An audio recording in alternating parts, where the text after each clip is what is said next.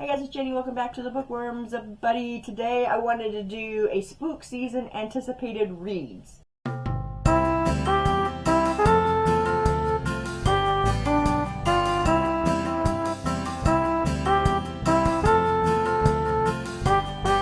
These are books that I've had on my shelves for quite a while, except for one of them.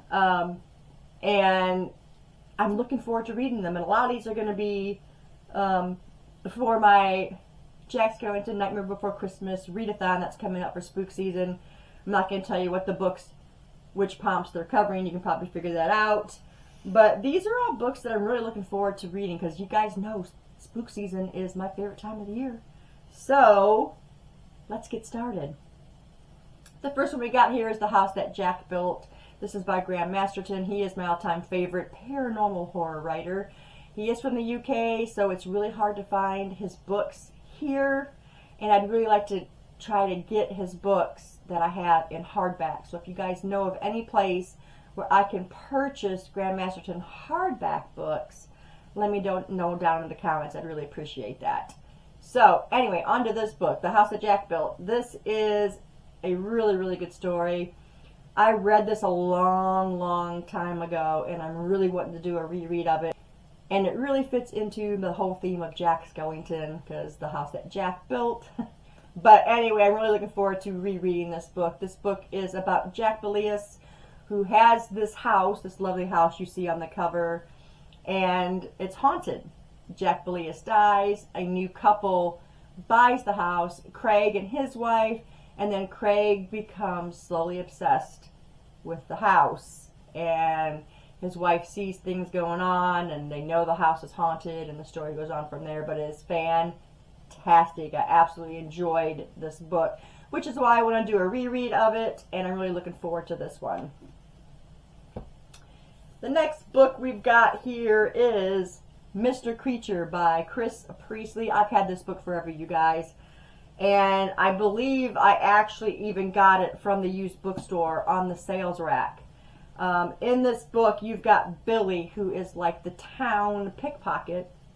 He's a little thief, and then he meets Mr. Creature, who is this 8 foot tall, 7 to 8 feet tall, this man right here.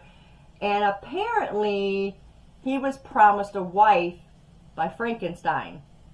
And so he wants to get what is due to him. And so these two hook up, Billy and this Mr. Creature, and they go to get what is due. So I thought that just sounded so awesome. Kind of reminds me of something that would be a middle grade book. It is by Bloomsbury. So I've not ever heard of this book. No one ever talks about it. So I chose this as one of my books for my read-a-thon. And I'm really looking forward to reading this. I just love everything about it. The cover, the size of the book, because it's a little smaller. It's not your full-size hardback. But I'm really looking forward to reading that one. The next one I picked up here, I think it was the end of last year, I want to say, and that is Baby Teeth by, I don't even know, is that Zoji Stage? I don't even know.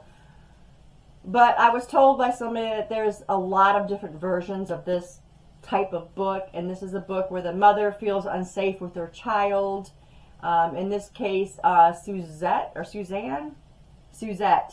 She is a stay-at-home mom, and she's trying to connect with her 7-year-old daughter who will not talk. And then she starts to feel a little, she's scared to death, she feels manipulated, and that kind of stuff, and the story goes on from there. So I've had this for quite a while. It's time to get it read. Yeah, Baby Teeth. The next one we got here is my cheat book that I got this year at some point. I don't even remember when. But it is The Book of Accidents by Chuck Wendig. This one showed up on my Goodreads feed. And I'm like, wait, what? What is this Book of Accidents? And this one says, long ago, Nathan lived in a house in the country with his abusive father, and he's never told his family what happened there. Long ago, Maddie was a little girl making dolls in her bedroom when she saw something she shouldn't have. And she's trying to remember that lost trauma by making haunting sculptures. Long ago, something sinister, something hungry, walked in the tunnels and the mountains and the coal mines of rural Pennsylvania. Now Nate and Maddie Graves are married, and they have moved back to their hometown with their son Oliver. And now what happened long ago is happening again, and it is happening to Oliver. He meets a strange boy who becomes his best friend, a boy with secrets of his own and a taste for dark magic. This dark magic puts them in the heart of a battle of good versus evil, and a fight for the soul of the family and perhaps for all the world. But the Graves family has a secret weapon in this battle: their love for one another. Yes. Does that sound good or what? So, I really want to read this book. I chose this again for one of my prompts for the read-a-thon, and I'm really looking forward to getting to that one. The Book of Accidents. And the last book that I chose, this book has been around for a long time. I've read it a couple times. I've seen the movie, and that book is Bag of Bones by Stephen King. This is one of my favorite books, and it's one of the books that never gets talked about. No one ever says anything about this book. And it just so happens to match one of the prompts on or for the read-a-thon that I'm hosting for Spook Season. And so I jumped on it and I said, this is the one that I'm going to read. This is a book about Mike. And so Mike is a best-selling novelist, and he loses his wife, Jo. It was a sudden death. And now that she died, he can't find himself writing. He can't get the words down. And he starts having nightmares about his wife. And he's got to figure out what happened to his wife. And maybe he will be able to start writing again. And this is just, I even love the movie. Pierce Brosnan played Mike in the movie, and I absolutely loved it. So this is going to be one that I'm probably going to read it, because I don't remember every single detail about this book. I just remember that I loved it, and I loved the character.